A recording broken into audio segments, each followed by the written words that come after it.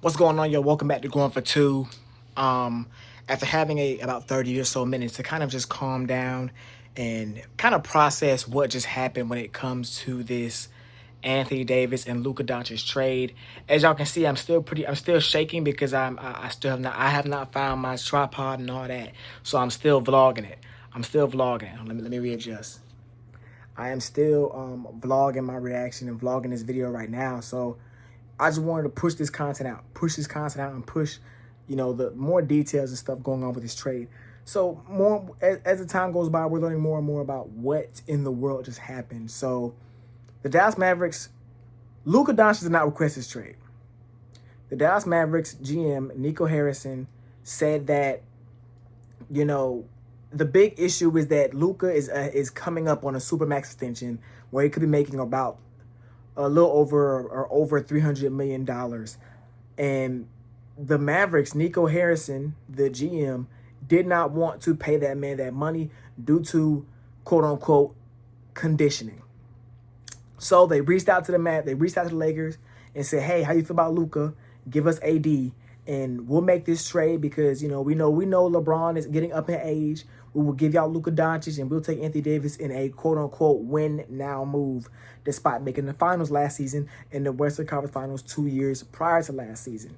So my thing is, this trade just makes no sense to me. It makes no sense. I understand you may have an issue with his conditioning, but this is a guy who is a top 10, top 5. Some days he could be the best player in the NBA, and you move off from him. He's 25 years old. His conditioning, he's 25 years old. We saw Nikola Jokic be out of shape, but once he got into shape, he turned into the best player in the world and won back-to-back MVPs. It just makes no sense as to what the Mavericks are doing. You bring Anthony Davis in as a win-now trade. Kyrie Irving and Anthony Davis is not...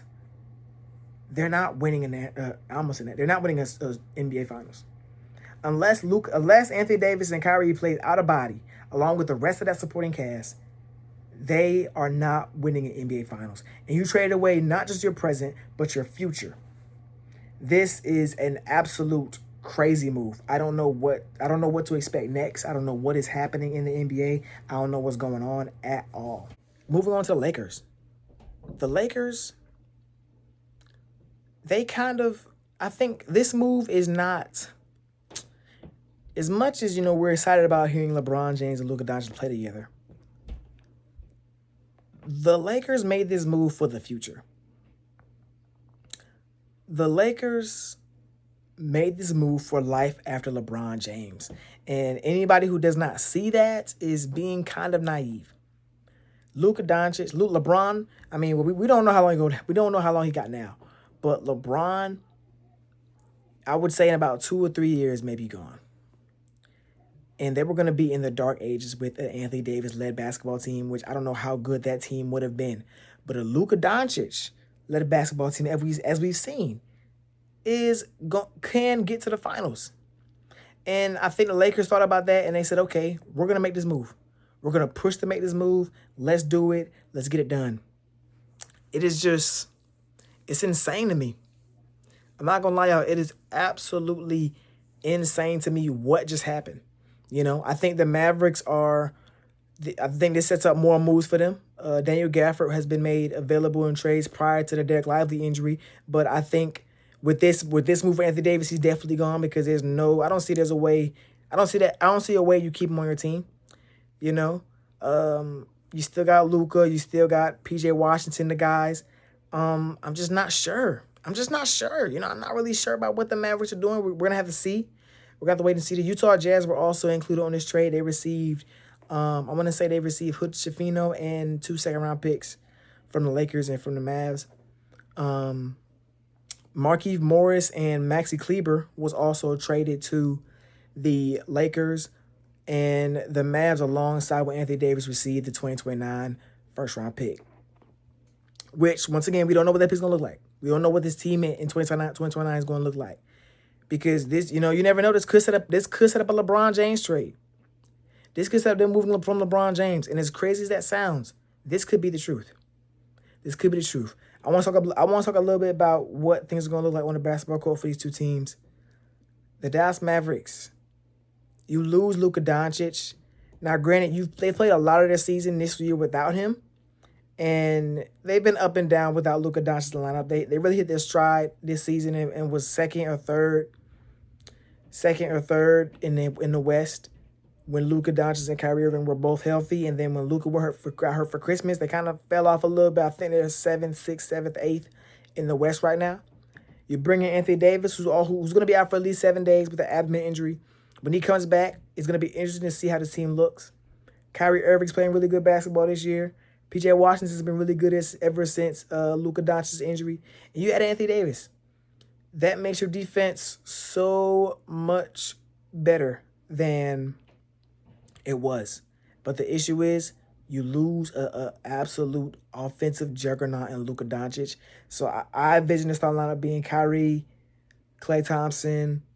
Who was their 3? Nah, I don't really remember who their 3 is. They kind of bring guys in and out. It might have been Quentin Grimes. P.J. Washington, Anthony Davis. It's not a bad 5, but it's not a championship-winning 5 to me unless somebody plays out of their mind. Unless we see Warriors Klay come back, this is a first round exit for the Mavs. Now for the Lakers, they have no real big now. Jackson Hayes, I want to say, is the only center on their roster now. So you're going to be pushing a lineup of Luka, LeBron, Austin Reeves, Jared Vanderbilt, and DFS, Dorian Finney-Smith. So, I mean, you saw them tonight. The Lakers came up with a big win tonight at MSG. LeBron finished a triple-double. Defensively, they were really, really good.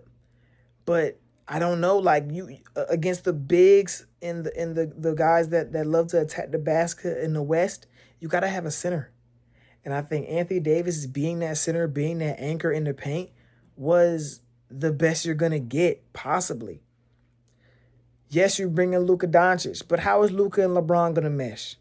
LeBron's a very hands-on, very on-ball guy, along with Austin Reeves, who's also taken a big leap this year as well when it comes to being a secondary ball handler, a secondary playmaker, initiator of the offense for this team.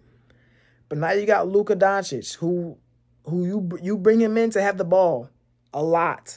This is a guy that has had a high usage rate his entire career. And I don't see that changing no matter what team he's on. He's going to be a guy who's going to have the ball in his hands. He's going to be shooting a lot, passing a lot, and everything. So, with that being said, man, more news is going to come out. I assume, more trades. The trade deadline is in a couple days. I think it's on next Thursday. It's on Thursday or Wednesday.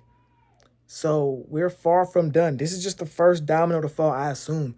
So y'all gonna see a lot more of me. We have hit the best part of the NBA season. You got the trade deadline, All-Star Weekend, then the race for the playoffs, and then the fight for the Larry O'Brien. But until next time, going for 2. We out of here. Yeah.